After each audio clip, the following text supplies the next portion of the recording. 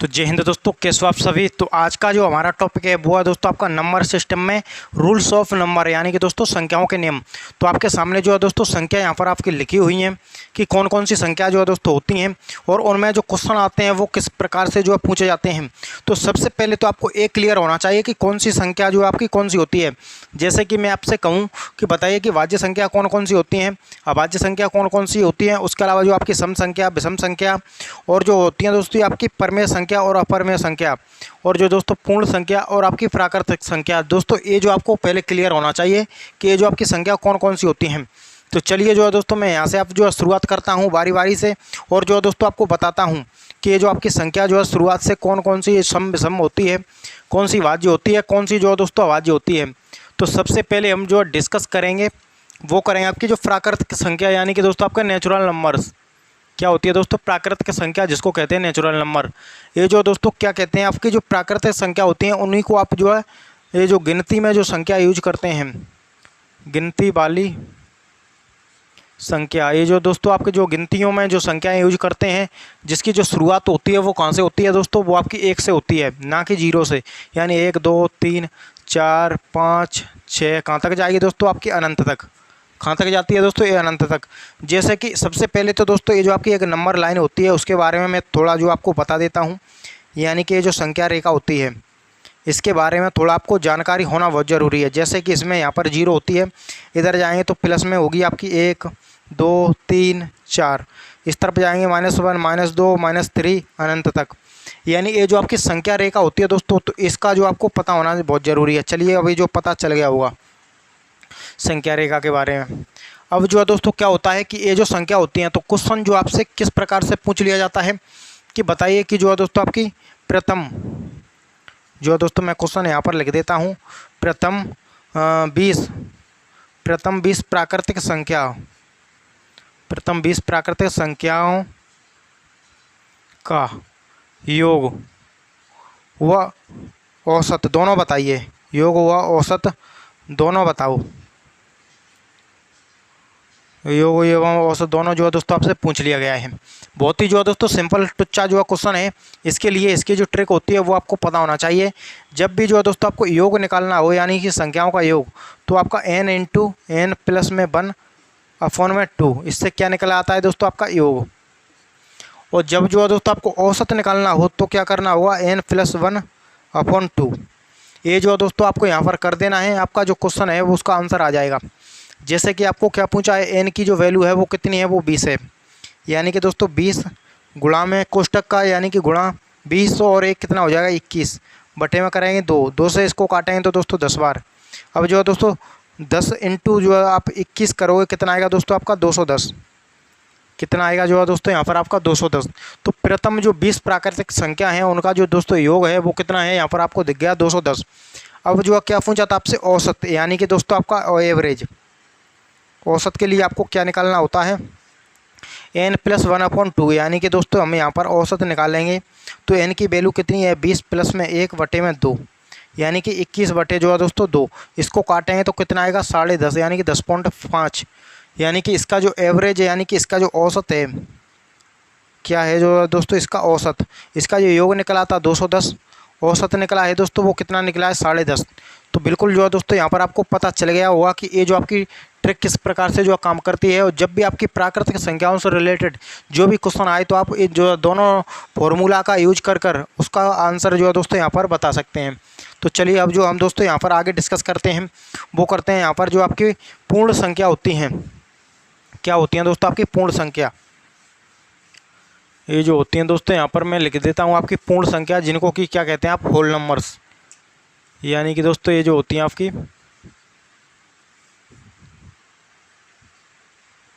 पूर्ण संख्याएं, इंग्लिश की बात करें तो दोस्तों होल नंबर्स, होल नंबर्स जो कहते हैं इंग्लिश में।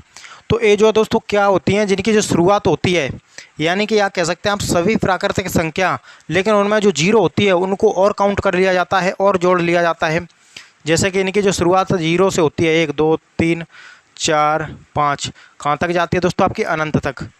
ये जो इनफाइनाइट तक जाती है दोस्तों, अनंत तक, तो इसमें जो आपकी जीरो काउंट हो जाती है तो वो संख्या क्या हो जाती है दोस्तों, पूर्ण संख्या। तो ये जो आपकी पूर्ण संख्या होती है।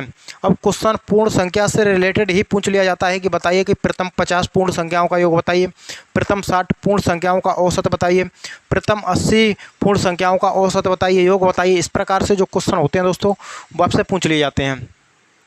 तो इसमें जो है दोस्तों जब भी आपसे पूछे तो यानी कि दोस्तों मैं यहाँ पर आपका क्वेश्चन बताया था, बताइए कि प्रथम आपकी दोस्तों 40, क्वेश्चन जो है दोस्तों इस प्रकार से आ जाता, प्रथम 40 पूर्ण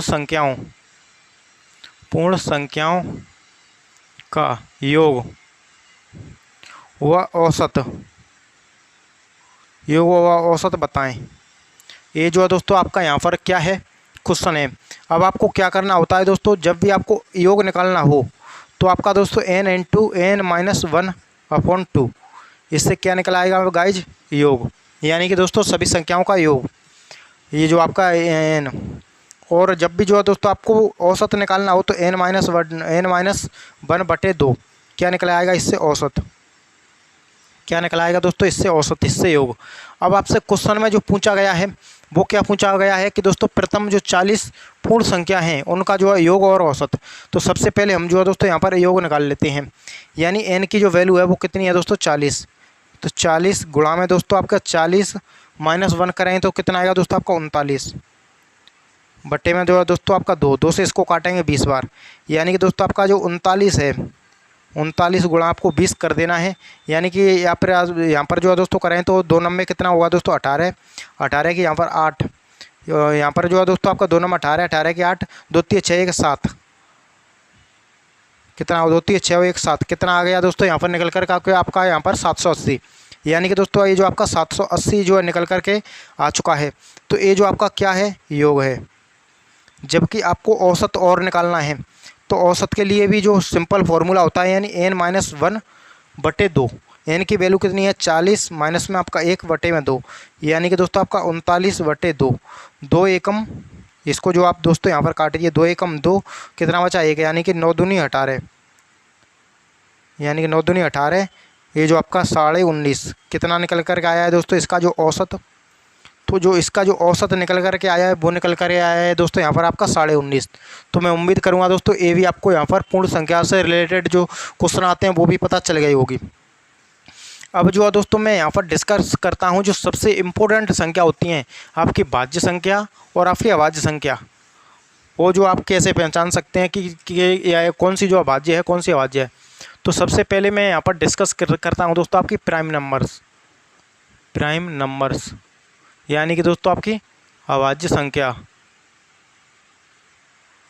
संख्या, या फिर इन्हीं को जो है दोस्तों क्या कह देते हैं, ऋण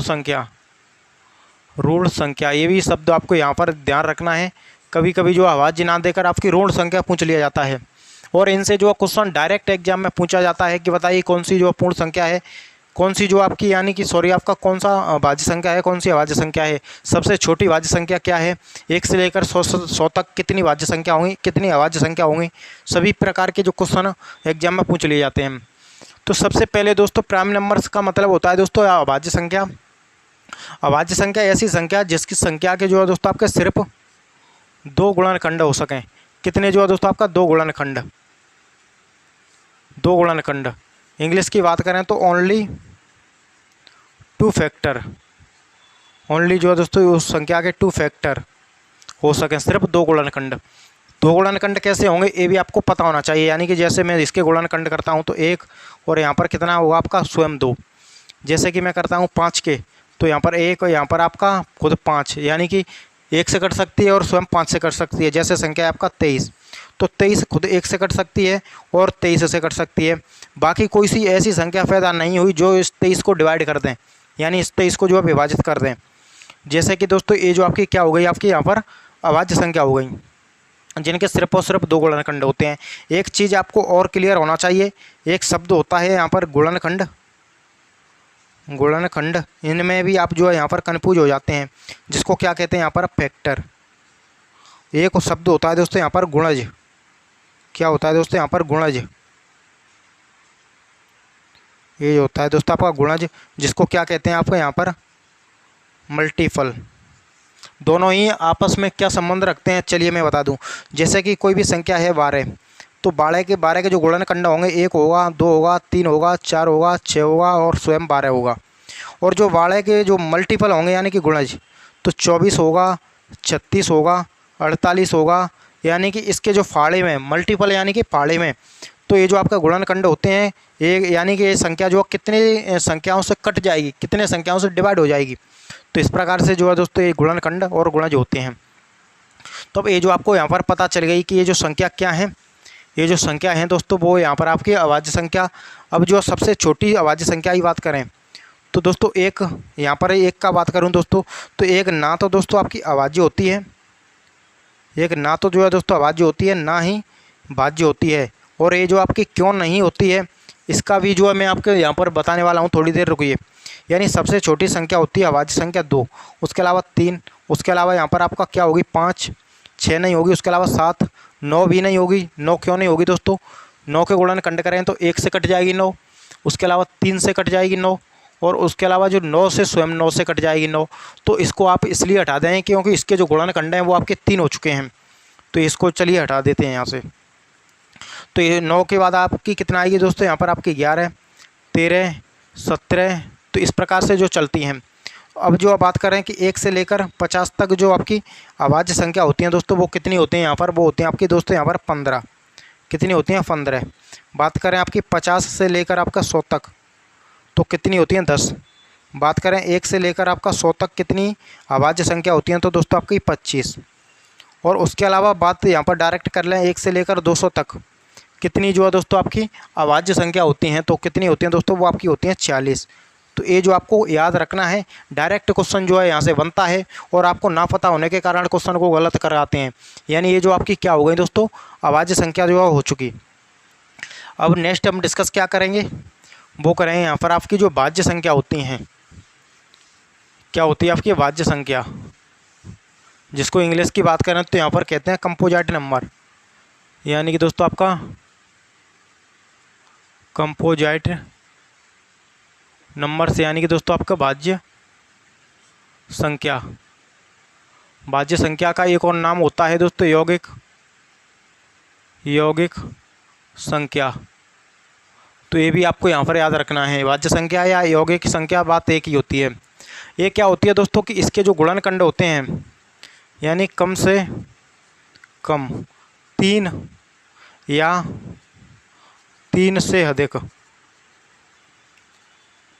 गुणनखंड होना चाहिए, 3 या 3 से अधिक गुणनखंड होना चाहिए, तब जो है दोस्तों कोई संख्या आपकी भाज्य संख्या होगी। जैसे बात करूं मैं यहाँ पर आपका 4 का, तो 4 के 1 से गुण कट जाएगी 4, उसके अलावा 2 से कट जाएगी 4, 4 स्वयं 4 से भी कट जाएगी, यानी कि इसके जो गुणनखंड कितने हो गए आपके 3।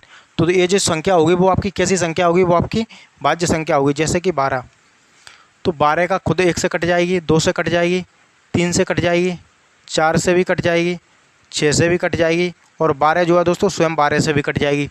तो एक संख्या होगी वो कैसी संख्या होगी, वो आपकी भाज्य संख्या होगी। जैसे कि यानी कि कोई सी भी संख्या जिसकी कम से कम 3 गुणनखंड हो तो भी चलेगा, 3 से ज़्यादा कितना भी गुणनखंड हो तो भी चलेगा, वो संख्या कैसी होगी, भाज्य संख्या होगी। जैसे कि सबसे छोटी संख्या की बात करूं, सबसे छोटी भाज्य संख्या, सबसे छोटी भाज्य संख्या जो होती है दोस्तों वो कितनी होती है, वो आपकी यहाँ पर 4 होती है। और कई बार जो है दोस्तों ये एग्जाम में क्वेश्चन डायरेक्ट आया है, यानी सबसे छोटी भाज्य संख्या जो होती है वो आपकी यहाँ पर 4 होती है। 4 के बाद आपका हो जाएगा यहाँ पर 6, 8, 9, उसके अलावा 10, 12, 14, 15, ये सभी संख्या जो कैसी संख्या हैं वो आपकी भाज्य संख्या हैं। यानी कि 1 से लेकर आपकी 25 संख्या जो कैसी होती हैं वो आपकी अभाज्य होती हैं, बाकी सभी संख्या जो बचती हैं वो आप यहाँ पर आपकी भाज्य संख्या होती हैं। तो ये जो आपका भाज्य संख्या और अभाज्य संख्या। अब बात आती है दोस्तों यहाँ पर एक की, चलिए मैं यहाँ पर जो है दोस्तों डिस्कस करके बता देता हूँ। यानी एक की, तो एक जो है ना भाज्य होता है ना ही अभाज्य होता है। ऐसा क्यों, ऐसा इसलिए दोस्तों कि आप एक के गुणनखंड करेंगे तो दोस्तों क्या 2 गुणनखंड होंगे, तो बिल्कुल नहीं होंगे। यानी कि दोस्तों ये जो आपका जब 2 गुणनखंड नहीं होंगे तो ना तो अभाज्य संख्या हो पाएगी, अभाज्य भी नहीं हो पाएगी। और जो भाज्य है वो कह रहा है कि कम से कम 3 गुणनखंड होना चाहिए, जबकि इसका तो एक ही है, तो इसलिए ना ही आपकी ये जो भाज्य संख्या हो पाएगी। तो इसलिए ना एक जो आपका भाज्य होता है ना अभाज्य होता है, ये जो आपका एक पूर्ण संख्या होती है। तो ये जो आपको यहाँ पर पता चल गई होगी। चलिए अब जो है दोस्तों हम इसको हटाते हैं। अब हम बात करते हैं वो क्या करते हैं, जो सम संख्या होती हैं और जो आपकी विषम संख्या होती हैं। उसके बाद हम देखेंगे जो आपकी परमेय संख्या होती हैं और जो अपरमेय संख्या होती हैं। जैसे कि दोस्तों मैं की बात करता हूँ यहाँ पर सम संख्या क्या होती है, आपकी सम संख्या। इंग्लिश की बात करें तो आपका इवन नंबर्स, यानी कि इवन नंबर्स। ये जो संख्या कैसी होती हैं दोस्तों, जैसे कि यहाँ पर आपका 2, 4, 6, 8, 10, 12 इस प्रकार से जो है दोस्तों अनंत तक जाती हैं। अगर आप अनंत तक भी जो है दोस्तों ना याद रखें, सिर्फ इतना जो है दोस्तों यहाँ पर याद रख लें कि जो भी संख्या जिसका जो इकाई का अंक 0 हो, 2 हो, 4 हो, 6 हो, 8 हो, तो वो सभी संख्या कैसी होंगी, वो सभी संख्या सम संख्या होंगी। यानी कि जो संख्या 2 से पूरी तरह कट जाए, जो संख्या 2 से पूरी तरह जिन संख्याओं में भाग चला जाए, वो सभी संख्या आपकी सम संख्या कहलाती हैं। अब जो क्वेश्चन इस प्रकार से भी जो है दोस्तों यहाँ पर पूछ लिया जाता है। कैसे बताइए कि जो है दोस्तों यहाँ पर आपका 1 से, यानी कि दोस्तों ये जो आपका प्रथम 20 सम संख्याओं का औसत बताइए। प्रथम 20 सम संख्याओं का औसत बताइए, यानी कि योग और औसत, योग व औसत बताएं। ये जो है दोस्तों यहाँ पर आपके सामने क्वेश्चन है। तो इसके लिए आपको क्या करना होगा, इसके लिए जो फॉर्मूला होता है दोस्तों, यानी कि n × n+1, इससे क्या निकल कर के आता है योग, और n+1 इससे क्या निकल कर के आता है आपका औसत। और दोनों चीज़ जो आपसे पूछी हैं, ये जो ट्रिक को लगा देना है और क्वेश्चन को उड़ा देना है। जैसे कि यहाँ पर आपका n की जो वैल्यू है कितनी है, 20 है, यानी कि दोस्तों आपका 20 गुणा में आपका 20 और 1 कितना हुआ, 21। और इसको जो आपको यहाँ पर सॉल्व कराएं तो दोस्तों 21 1 यानी कि 0, उसके अलावा 21 दूनी 42, कितना हुआ 420। तो इसका जो योग निकल कर के आया है वो कितना दोस्तों, यहाँ पर 420। अब जो हम यहाँ पर डिस्कस करते हैं औसत का, यानी कि दोस्तों तो n की वैल्यू कितनी है, 20, और 20 और प्लस 1 करें कितना आएगा दोस्तों आपका 21। तो 21 जो है वो क्या है दोस्तों, वो यहाँ पर आपका औसत है। तो बिल्कुल आप यहाँ पर जो है दोस्तों समझ गए होंगे कि इन संख्याओं का योग एवं औसत कैसे निकाला जाता है। नेक्स्ट संख्या जो होती है हम उसका डिस्कस करेंगे, वो होती है आपकी दोस्तों यहाँ पर विषम संख्या। कौन सी संख्या होती है आपकी दोस्तों, विषम संख्या होती है, यानी कि दोस्तों आपका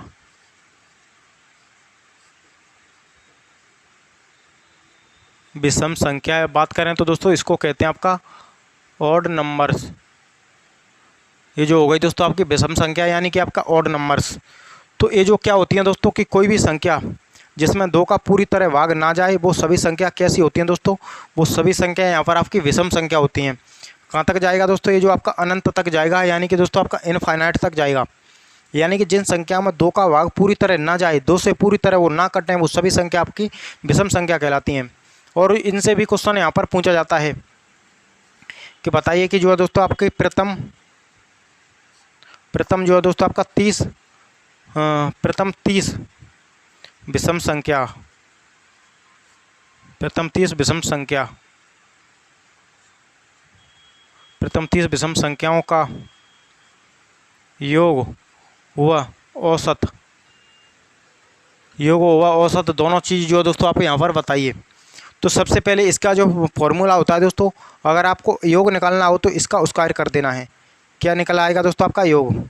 यदि आपको यहाँ पर निकालना है दोस्तों, क्या निकालना है आपका, यानी कि आपका औसत, तो n जो होती है वो डायरेक्ट क्या हो जाता है आपका औसत, क्या हो जाता है दोस्तों यहाँ पर औसत। बात करें यहाँ पर आपका प्रथम 30 है, यानी n की वैल्यू जो कितनी है वो आपकी 30 है, तो 30 का आपको स्क्वायर कर देना है, यानी कि दोस्तों आपका 9 से। इनका जो योग होगा वो कितना होगा, वो यहाँ पर आपका 9 से होगा। बात करें यहाँ पर आपकी औसत की, यानी कि औसत जो है तो आपको डायरेक्ट n ही होता है। ये जो आपका क्या होगा, ये जो होगा दोस्तों यहाँ पर आपका औसत होगा। तो ये जो आपकी विषम संख्या से रिलेटेड जो भी कॉन्सेप्ट होता है वो भी आपको यहाँ पर पता चल गया होगा। नेक्स्ट संख्या का हम डिस्कस करते हैं, जो होती है आपकी परमेय संख्या और अपरमेय संख्या। इंग्लिश की बात करें तो रेशनल नंबर्स, इर्रेशनल नंबर्स। जैसे कि आपकी कौन सी संख्या होती है यहाँ पर आपकी परिमेय परिमेय संख्या, जिसको कि इंग्लिश में क्या कहते हैं आपका, रेशनल नंबर्स। इंग्लिश में क्या कहते हैं जो है दोस्तों इनको, रेशनल नंबर्स। यानी कि दोस्तों इस प्रकार से। तो अब जो है दोस्तों यहाँ पर बात आती है कि जो संख्या जिन्हें दोस्तों आप पी और क्यू के फॉर्म में लिख सकते हैं, वे संख्या कैसी होती हैं दोस्तों, वो आपकी परिमेय संख्या होती हैं, परिमेय संख्या। और जिसके जस्ट अपोजिट क्या होती है, वो होती है यहाँ की अपरिमेय संख्या। उसको भी मैं यहाँ पर आपका लिख लेता हूँ, अपरिमेय संख्या। इंग्लिश में इसको भी क्या कहते हैं, इरेशनल नंबर। इरेशनल नंबर जो संख्या जिन्हें आप पी और बटे क्यू के फॉर्म में जो दोस्तों आप यहाँ पर नहीं लिख सकते, यानी पी बटे क्यू के फॉर्म में नहीं लिख सकते, वे संख्या कैसी होती हैं दोस्तों, वे आपकी अपरिमेय संख्या होती हैं। वे संख्या कैसी होती हैं दोस्तों, वो आपकी अपरिमेय संख्या। जैसे कि दोस्तों मैं यहाँ पर एग्जाम्पल के तौर पे यहाँ पर कहूँ कि दोस्तों 9 बटे आपका 14 क्या एक परिमेय संख्या है, तो बिल्कुल परिमेय संख्या है। जैसे कि मैं यहाँ पर कहूँ 19 बटे 40 क्या परिमेय संख्या है, तो दोस्तों बिल्कुल परिमेय संख्या है। जैसे कि मैं यहाँ पर कहूँ आपका 3 बटे 5 क्या परिमेय संख्या है, बिल्कुल जो है दोस्तों आपकी परिमेय संख्या है। जैसे मैं कहूँ आपका दोस्तों यहाँ पर आपका 17 बटे 39 क्या परिमेय संख्या है, तो दोस्तों बिल्कुल परिमेय संख्या है। अब बात करते हैं हम आपकी जो अपरिमेय संख्या होती हैं, यानी कि रेशनल नंबर। जैसे कि मैं आपसे कहूँ √2 क्या एक परिमेय संख्या है, क्या पी बटे क्यू के फॉर्म में इसको लिखा जा सकता है, तो बिल्कुल जो है नहीं लिखा सकता। इसलिए आप ये जो आपका क्या है, जैसे मैं कहूँ √3 क्या परिमेय संख्या है, बिल्कुल परिमेय संख्या नहीं है। तो ऐसी संख्या जो है दोस्तों यहाँ पर क्या होती हैं, वो परिमेय संख्या अपरिमेय संख्या होती हैं, यानी कि जिन्हें आप पी बटे क्यू के फॉर्म में यहाँ पर नहीं लिख सकते। जैसे कि भाई कोई भी संख्या है आपकी यहाँ पर 3.14 16 18 क्या ये संख्या को पी बटे क्यू के फॉर्म में लिख सकते हैं, बिल्कुल जो है दोस्तों नहीं लिख सकते। तो मैं उम्मीद करूंगा कि अपरिमेय संख्या और परिमेय संख्या एक कॉन्सेप्ट भी आप अच्छे से समझ गए होंगे। अगर क्लास अच्छी लगी हो तो इसको लाइक करें और हमारा यूट्यूब चैनल क्लास नगर उसको सब्सक्राइब करें। तो मिलते हैं किसी नेक्स्ट क्लास में, तब तक के लिए जय हिंद, वंदे मातरम।